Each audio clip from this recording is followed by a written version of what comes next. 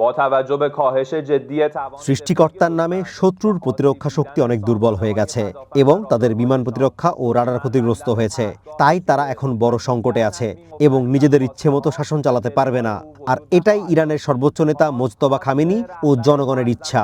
এই শাসন ইরানের ইসলামী প্রজাতন্ত্রের শক্তিশালী সশস্ত্র বাহিনী দ্বারা নির্ধারিত হয়েছে, যা ইরানি জাতির অনস্বীকার্য ও বৈধ অধিকারের উপর ভিত্তি করে প্রতিষ্ঠিত। আমেরিকার প্রেসিডেন্টের প্রতিও একটি বার্তা রয়েছে। ফলাফল টুইটে নয়, বরং সম্মুখ সারিতে নির্ধারিত হয়, যেখানে আপনি বা আপনার বাহিনী আসার দুঃসাহস দেখাবে না।